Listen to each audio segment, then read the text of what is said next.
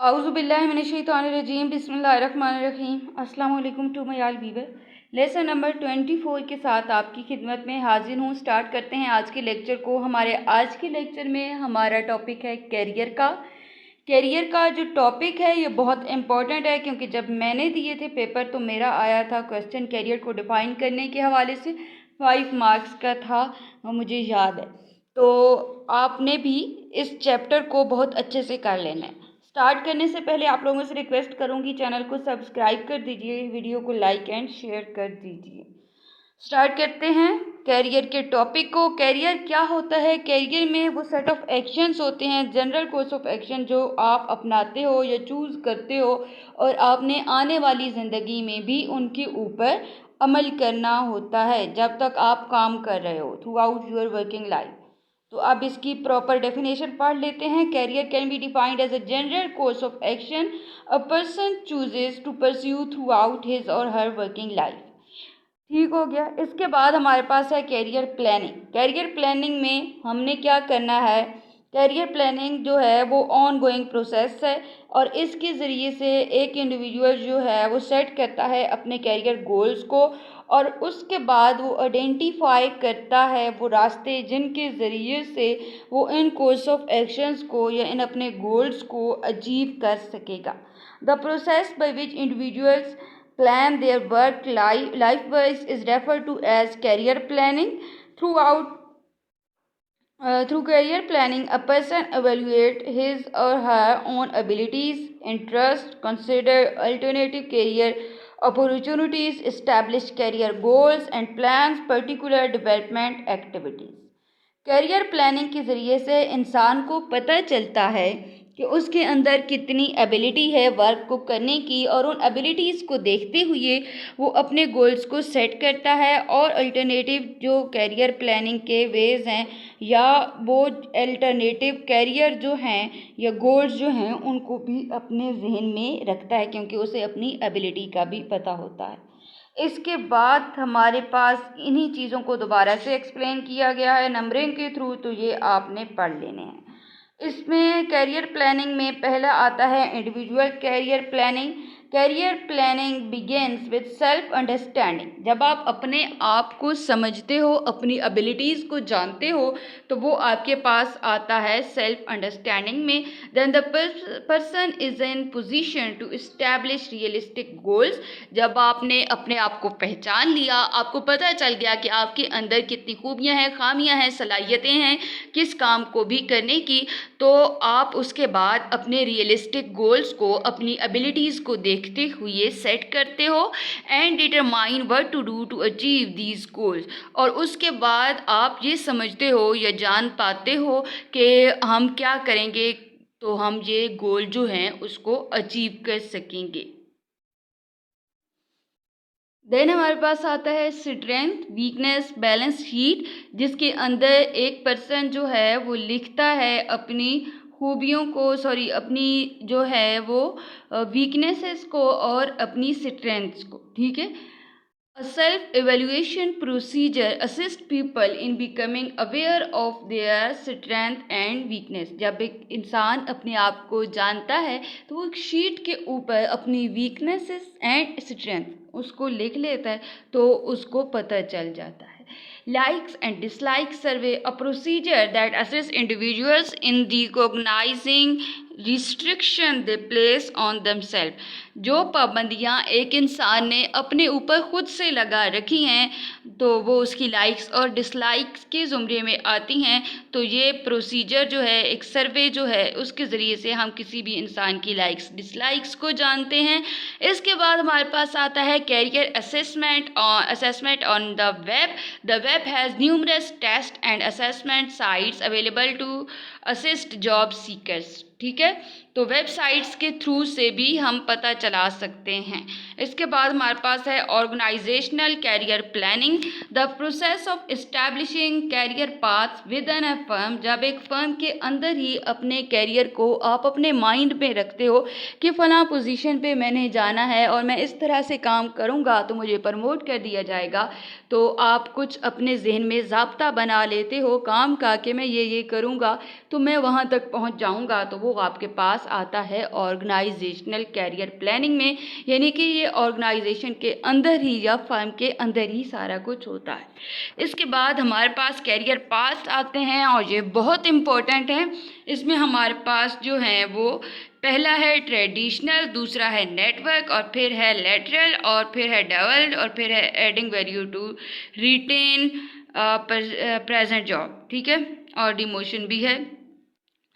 तो ये आपने बहुत अच्छे से कर लेने हैं। तो कैरियर पाथ में सबसे पहले हम चलते हैं ट्रेडिशनल की जानिब, और ट्रेडिशनल कैरियर पाथ जो होता है इसमें हम अपवर्ड चढ़ते हैं, यानी कि निचले दर्जे से ऊपर के दर्जे तक आप जो है वो तरक्की कर रहे होते हो अपना कैरियर बनाने के लिए। अगर आप छोटी पोजीशन पे हो तो आप सोचते हो कि मैंने बड़ी पोजीशन पे उससे थोड़ी जो बड़ी है उसके ऊपर जाना है, ऊपर की तरफ बढ़ रहे हो, तो ये आपके पास आता है ट्रेडिशनल कैरियर पाथ में। नेटवर्क कैरियर पाथ में नेटवर्क जो है ये वर्टिकली चलता है, सीक्वेंस होता है, ठीक है, सीरीज ऑफ हॉरिजेंटल अपॉर्चुनिटीज़। इसके बाद ये मतलब अपवर्ड नहीं होता, इसमें आपकी जो प्रमोशन वगैरह है वो हॉरिजेंटल है, ठीक है, हॉरिजेंटल अपॉर्चुनिटीज़ आपको मिल रही होती हैं। नेक्स्ट हमारे पास आता है lateral skill path. A career path was viewed as moving, अच्छा जो ट्रेडिशनल था उसमें हम अपवर्ड चल रहे थे। Traditionally, a career path was viewed as moving upward to higher levels of management in the organization. The availability of the previous two options has diminished considerably in recent years. But this does not mean that an individual has to remain in the same job for a life. वक्त के साथ साथ ये path जो हैं इनमें तब्दीलियां आती गई, ठीक है, और इनको डिसमिस करते रहे हम, लेकिन ये नहीं है इसका मतलब कि एक बंदा एक ही जॉब पर रहेगा जी वो कैरियर ही अपना नहीं बना सकेगा, नहीं जनाब। There are often lateral moves within the firm. आप एक फर्म के अंदर भी मूवमेंट कर सकते हो एक पोजीशन से दूसरी पोजीशन, मतलब आपका ग्रेड वही रहेगा। फॉर एग्जाम्पल आप 17 ग्रेड पे हो, आप एक कॉलेज में पढ़ा रहे हो तो आपको दूसरे कॉलेज में शिफ्ट कर दिया जाए, ठीक है, तो उसी ग्रेड के ऊपर ही जब आपकी शिफ्टिंग हो रही है तो वो आपका लेटरल हो गया, ठीक है। तो यहाँ पे हमारे पास ये आ रहा है कि there are often lateral moves within the firms that can be taken, मतलब एक फर्म के अंदर की ये बात वैसे तो हो रही है। जिस तरह से 2 डिग्री कॉलेजेस हैं तो डिग्री कॉलेजेस ही ना, इसी तरह ये एक फर्म्स के अंदर ही एक ही दर्जे पर हैं। अभी आप अपवर्ड नहीं जा रहे, बस आपके थोड़े बहुत मूवमेंट आपको करवा रहे हैं, इधर से उधर आप वर्क कर रहे हैं, तो आपको न्यू जो चैलेंजेस हैं उनको सामना करना पड़ेगा। तो ये आपके पास आता है लेटरल स्किल्स पाथ। देन हमारे पास आता है double career path, a career path method that recognise that technical specialist can and should be allowed to continue to contribute their expertise to a company without having to become manager. तो ये हमारे पास आता है double career path में। Adding value to retain present job regardless of the career path pursued, today's workers need to develop a plan whereby they are viewed as a continuously adding value to the organization. जब तक एक बंदा अपनी organisation के अंदर चाहे वो employ है या मैनेजर है वैल्यू देता रहेगा तब तक वो हमारे लिए या ऑर्गेनाइजेशन के लिए बेनिफिशियल है। लेकिन जब एक बंदा वैल्यू ही नहीं दे रहा तो उसको बेशक निकाल दें। एक होती है प्रमोशन और प्रमोशन का उलट होता है डिमोशन। तो जब कोई आपको वैल्यू नहीं दे रहा, अपना काम सही तरह से नहीं कर रहा, खिदमात अपनी सरंजाम नहीं दे रहा, तो आप क्या करो, आप डिमोशन कर दो। Demotion have long been associated with failure but limited promotional opportunities in the future and the fast pace of technological change may take them more legitimate career option. Okay, जब आप अच्छे तरीके से वैल्यू नहीं फराहम कर रहे, काम नहीं कर रहे, आपकी डिमोशन हो गई, तो इसके बदले में आपको लेस जो है वो चांसेस मिलते हैं फ्यूचर में कि आप प्रमोट हो सको, और आपको थोड़ी बहुत मतलब पनिशमेंट समझने ये मिल जाती है। इसके बाद कैरियर डेवलपमेंट में क्या होता है, इसमें हमारे पास ऑर्गेनाइजेशन जो हमारी होती है वो कुछ ऐसी पॉलिसीज़ बनाती है जिसके थ्रू एक पर्सन जो है उसका कैरियर अच्छे से बनता है, मतलब उसको ट्रेनिंग वगैरह देते रहते हैं हम, तो ये सारा अपॉर्चुनिटीज़ भी देते रहते हैं, तो ये कैरियर की डेवलपमेंट होती है। अब इसको एक दफ़ा पढ़ लेते हैं। A formal approach taken by an organisation to help its people acquire the skill and expertise needed to perform current and future job। अभी की जॉब और हाल आगे वाले जो हालात हैं उनमें जो उसने काम करना है उनके हवाले से अपने एम्प्लॉयज़ को एक ऑर्गेनाइजेशन जो है वो एक ये फैसिलिटी देती है कि वो स्किल्स को हासिल करें, एक्सपर्टाइज को हासिल करें, ताकि वो अपना कैरियर जो है वो अच्छे से बना सकें। Company policies specially policy regarding promotion, counselling, employees opportunity to excel in future, help themselves to develop their career. ठीक हो गया। Career development consist of skills. अच्छा, ये अब ऑप्शंस आपका एमसीक्यूज में आ सकता है, आपने अच्छे तरीके से पढ़ लेना है कि कैरियर डेवलपमेंट जो है वो कंसिस्ट होता है स्किल्स पर, एजुकेशन पर एंड एक्सपीरियंस पर, as well as behaviour modification. इसमें हम आपका बिहेवियर भी चेंज कर देते हैं थोड़ा बहुत। मतलब आप थोड़े से काम करने के बाद थक जाते हो, तो फिर जब आप बार बार थक जाते हो, आप सही तरह से काम ही नहीं कर पाते, तो हम आपका बिहेवियर जो है उसको चेंज करेंगे। ठीक है, इस किसके ज़रिए से करेंगे? करियर डेवलपमेंट के ज़रिए से करेंगे। आपको इस तरह की ट्रेनिंग देंगे और आपको काम के ऊपर उकसाते रहेंगे, आपको एम्पावर करते रहेंगे। तो ये सारा हमारे पास आता है कैरियर डेवलपमेंट में, ताकि आप एक बेटर वैल्यू जो है वो ऐड कर सको ऑर्गेनाइजेशन के अंदर। फिर हमारे पास है career planning and development method. तो आप किस तरह से अपने कैरियर को डेवलप कर सकते हो या उसकी अच्छी प्लानिंग कर सकते हो। तो ये हमारे पास मतलब प्लानिंग में यही होता है ना कि हम देखते हैं कि हम क्या क्या करेंगे जिसके ज़रिए से हम अपने सेट ऑफ गोल्स को अचीव कर सकेंगे। तो इसमें हमारे पास जो मेथड्स हैं वो आई थिंक हैं जी तक हैं। अच्छा, इसमें हमारे पास पहला मेथड है डिस्कशन विद नॉलेजेबल इंडिविजुअल्स। इसके बाद है कंपनीज़ का मटेरियल है जो कंपनी हमें प्रोवाइड करती है। परफॉर्मेंस अप्रेजल सिस्टम है, जब हम किसी की तारीफ़ करते हैं ना तो वो और ज़्यादा वैल्यू जो है वो करता है, ऐड करता है। वर्कशॉप हैं, पर्सनल डेवलपमेंट प्लान्स हैं, सॉफ्टवेयर पैकेजेस हैं एंड कैरियर प्लानिंग वेबसाइट्स हैं। ओके, अब हम इनको बारी बारी पढ़ लेते हैं। इसमें हमारे पास पहला जो है डिस्कशन विद नॉलेजेबल इंडिविजुअल्स। इसमें जो आपके सुपीरियर होते हैं, आपसे थोड़े बड़े होते हैं, जिनके पास अच्छा खासा एक्सपीरियंस होता है, उसके साथ जो है आप डिस्कस करते हो कि मैं किस तरह से कैरियर को प्लान करूं और कैरियर डेवलपमेंट के लिए कौन सी एक्टिविटीज़ जो हैं उनकी ज़रूरत मुझे होगी।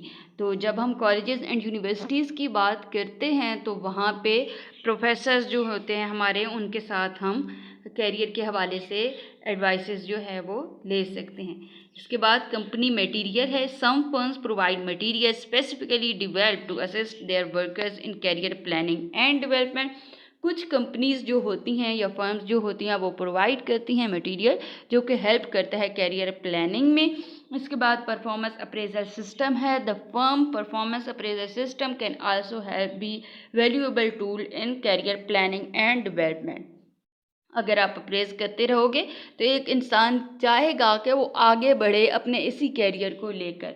इसके बाद हमारे पास आता है वर्कशॉप। वर्कशॉप आपकी जो हैं वो क्या होती हैं, आपने पहले अगर आपने ओपन की तरफ से पढ़ा है तो आप फेमिलियर होंगे, नहीं तो वर्कशॉप यही होता है कि आप बाहर जाते हो, सेमिनार जिस तरह का हो गया, ठीक है, इस तरह से वहाँ पे लोग होते हैं, उनसे आप बहुत कुछ सीखते हो स्किल्स के हवाले से।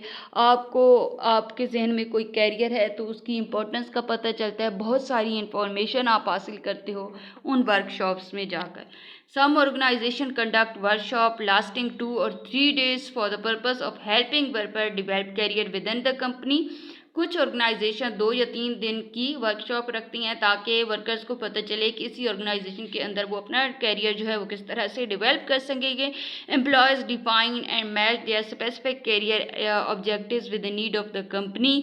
अच्छा, फिर एम्प्लॉयज़ जो है वो मैच करते हैं कि हाँ यही हमारे जहन में था और यही तो हमारी ऑर्गेनाइजेशन भी फ्यूचर में करना चाहती है, तो हाँ जी हम भी अगर इस तरह से करेंगे, अच्छा काम करेंगे तो हमारा कैरियर भी डेवलप हो जाएगा, तो वो मैच कर लेते हैं।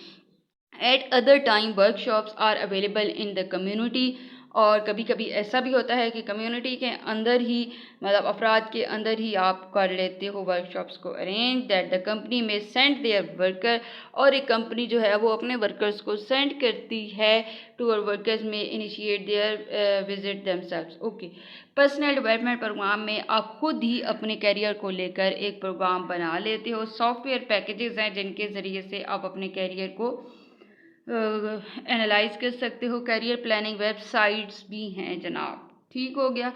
चैलेंजेस क्या हैं करियर डेवलपमेंट में? सबसे पहले हमारे पास आता है who will be responsible. Many modern organisation have concluded that employee must take an active role in planning and implementing their own personal development plans. Situation have led companies to encourage their employees to take responsibility for their own development. This may include merger, acquisition, downsizing, employee empowerment. अगर आपके employees जो हैं वो खुद अपना एक plan बना रहे हैं तो आपको चाहिए कि आप उनको एम्पावर करते रहो। जब कोई एम्पावर करने वाला नहीं होता, ठीक है, मोटिवेट करने वाला नहीं होता, तो इंसान के जहन में तशवीश होती है कि मैंने ये जो कैरियर का डेवलपमेंट का प्रोग्राम बनाया है, इस कैरियर को सेट किया है, पता नहीं मैं तरक्की कर सकूँगा, पता नहीं मैं ये काम करूँ तो होगा कुछ, मुझे हासिल होगा नहीं होगा, मैं फेल ना हो जाऊँ। तो आपने इन चीज़ों को देखते हुए अगर कोई बनाता है कैरियर डेवलपमेंट प्रोग्राम अपना, तो आपने उसको सराहना होता है, ठीक है, ताकि वो रिस्पॉन्सिबिलिटी ले और अपने काम को अच्छे से करे। How much emphasise is appropriate. जब आप टू मच एम्फसाइज करते हो ना, कैरियर डेवलप करो कैरियर डेवलप करो, तो इंसान जो है वो उकता जाता है। जब आप किसी बच्चे को कहते हो कि पढ़ो, पढ़ते रहो जी पढ़ते रहो, तो लगातार कोई पढ़ रहा है सुबह से। कुछ माँ बाप इसी तरह के होते हैं ना जो कहते हैं पढ़ते रहो जी, रात भी पढ़ो दिन भी पढ़ो, तो उसका अगला भेजा भी जो है वो खाली हो जाता है। इसी तरह जब आप टू मच एम्फसाइज कर देते हो तो इंसान का काम में दिल नहीं लगता। कैरियर डेवलपमेंट प्लान उसने बनाया है, हाँ वो कोई काम कर रहा है, तो उसकी परफॉर्मेंस कभी भी अच्छी नहीं होगी। तो टू मच एम्फसाइज अच्छा नहीं होता। ठीक हो गया। How will the needs of diverse workforce be met. Diverse workforce को आपने पढ़ा हुआ है, इतना ख़ास ये अहम कोई नहीं है, दिल करे तो एक दफ़ा पढ़ लीजिएगा। Meeting the challenges of effective career development. जो चैलेंजेस आते हैं कैरियर डेवलपमेंट में, अगर आपने एक इफ़ेक्टिव कैरियर डेवलपमेंट प्रोग्राम बनाना है या इफ़ेक्टिवली कैरियर डेवलप करना है, तो कौन से हैं? तो सबसे पहले हमारे पास जो चैलेंजेस है वो चैलेंज है the assessment phase. The assessment phase involves activities ranging from self-assessment to organizationally provide assessment. The goal of both of these type of assessment is to identify employee strength and weaknesses. पहला जो challenge है वो है self assessment, कि आप अपने आप को किस कदर जान पाते हो, और जो ऑर्गेनाइजेशन प्रोवाइड करती है असेसमेंट, तो आप उनको किस तरह से मैच करते हो, ऑर्गेनाइजेशन क्या क्या चाहती है आपसे उसको, और आपके अंदर क्या खूबियाँ खामियाँ हैं उनको। इसके बाद हमारे पास आता है डायरेक्शन फेज। इसमें हम क्या करते हैं, हम डिटरमाइन करते हैं type of career that employees want and the step they must take to make their career goals in reality. जो आप चाहते हो कैरियर, और उसमें कौन कौन से आप स्टेप लोगे, तो वो हमारे पास आता है डायरेक्शन में। इसमें हमारे पास इंडिविजुअल कैरियर काउंसलिंग है एंड इंफॉर्मेशन सर्विसेज हैं। और इसके बाद हम चलते हैं अगले की जानिब, तो अगला हमारे पास है डेवलपमेंट फेज़, और फिर है self development and development suggestion and advancement suggestion है। और इनको हम पढ़ लेते हैं और इसके साथ हमारा लेक्चर वैसे ख़त्म होने वाला है। सबसे पहले डेवलपमेंट फ़ेज़ क्या होता है कि इसमें हम चाहते हैं कि जो एक बंदा है वो स्किल्स हासिल करे। जब वो अच्छी स्किल्स हासिल करेगा तो तभी जो है एक कंपनी के अंदर या फर्म के अंदर वो वैल्यू को ऐड कर सकेगा, और सेल्फ इम्प्रूवमेंट होगी और जॉब अपॉर्चुनिटीज़ भी इंक्रीज़ होंगी। अब इसको पढ़ लेते हैं। The development phase is taken action to create and increase skills to prepare for future job opportunities and is meant to foster this growth and self improvement. इसमें मेथड्स हमारे पास आते हैं जब आपने इंडिविजुअल्स को स्किल्स फराहम करनी है। सबसे पहले हमारे पास आता है मेंटरिंग एंड कोचिंग। तो आप मेंटोर रख लेते हो और कोच रख लेते हो जो आपको आपके वर्कर्स जो हैं उनको स्किल्स जो हैं वो फराहम कर रहे होते हैं, ठीक है। तो इसके बाद हमारे पास है जॉब रोटेशन, मतलब एक जॉब से दूसरी जॉब पर जब आप लेकर लोगों को जाते हो, उनको रोटेट करते रहते हो। पहले एक जगह काम कर रहे हैं, उनको दूसरी जगह भेजने, नए चैलेंजेस का सामना उनको करना पड़ेगा। साथ ही साथ मुख्तलिफ सूरतों में उनको काम करने का भी पता चल जाएगा, चैलेंजेस को फेस करना उनको आ जाएगा और उनका एक्सपीरियंस भी बढ़ जाएगा। फिर हमारे पास आता है tuition assessment programmes to help individual plan career. Organisation try to provide additional information. इसमें ऑर्गेनाइजेशन एडिशनल इंफॉर्मेशन देती है अपने अफराद को to have better choice of the career. फिर हमारे पास सेल्फ डेवलपमेंट है और डेवलपमेंट सजेशन है।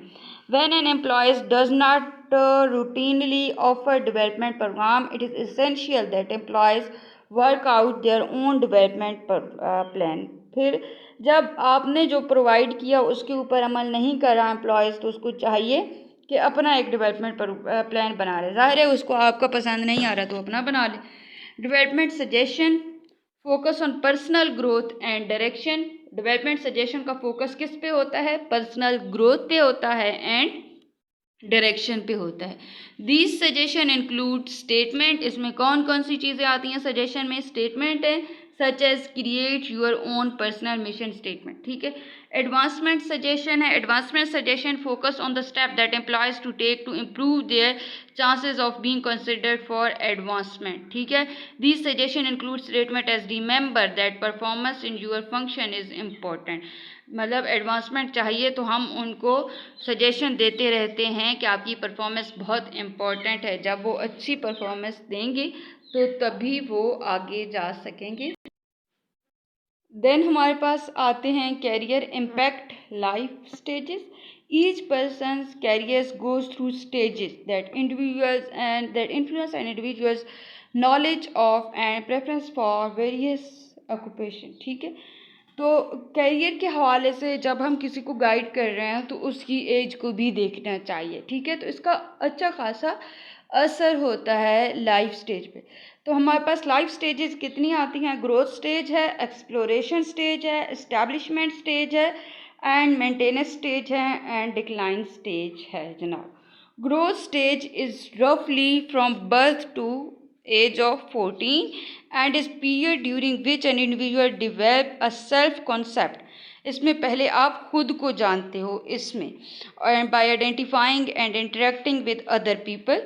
basically during this stage an individual establish his or her own identity। जब आप खुद की शनाख्त कर रहे होते हो, आपके पैदा होने से आपके 14 साल के होने तक का जो दौरानिया है ये आपका ग्रोथ स्टेज है। आप लोगों से मिलते जुलते हो, बात वगैरह करते हो, तो ये आपके पास आता है ग्रोथ स्टेज में। फिर आता है एक्सप्लोरेशन स्टेज। 14 साल के बाद की जो उम्र है इसमें आप चीज़ों को एक्सप्लोर करना जो है वो जानते हो कि कोई चीज़ यहाँ पे है, क्या है, इसके पीछे क्या होगा, क्या नहीं होगा। ये हमारे पास 15 से 24 साल का दौरानिया होता है और इसमें एक इंडिविजुअल जो है वो सीरियसली एक्सप्लोर करता है various occupational alternative. The person attempt to match these occupational alternative with his और her own interest and abilities, ठीक है, रिजल्टिंग इन एजुकेशन, लेयर एक्टिविटीज़ एंड वर्क। फिर आता है establishment stage. The establishment stage is roughly from 25 to 44। 25 साल से 44 साल का जो दौरानिया है इसमें आप इस्टेब्लिश होना चाहते हो, ठीक है। Primary part of most people work life hopefully during this period a suitable occupation is found and the person engaged in those activities। इसमें आपको पता चल जाता है कि आपने क्या करना है और फिर आप उसी वर्क में इंगेज रहते हो। फिर आता है मेंटेनेंस। जब आपने पैसा कमा लिया, आप मेंटेन कब होते हो? 45 से 65 साल की उम्र में आप मेंटेन होते हो। फिर हमारे पास आता है डिक्लाइन, और जिसमें हम रिटायरमेंट ले देते हैं और इसमें जनाब हम करीबुल मर्ग होते हैं, मतलब मौत के करीब होता है, बंदा बूढ़ा हो जाता है। तो ये था हमारा लेक्चर। उम्मीद करती हूँ आपको समझ आ गया होगा। मिलेंगे अगले लेक्चर में। इजाज़त दीजिए। अल्लाह हाफिज़। और हाँ, जाते जाते एक बात कि ये लेक्चर बहुत इंपॉर्टेंट है। ये स्टेजेस, करियर की डेफिनेशन बहुत इंपॉर्टेंट है, डेवलपमेंट प्रोसीजर, और इसके बाद ये जो हमारे पास स्टेजेस हैं ना, इनमें से MCQ ज़रूर आएगा। चलें जी, अल्लाह हाफिज़।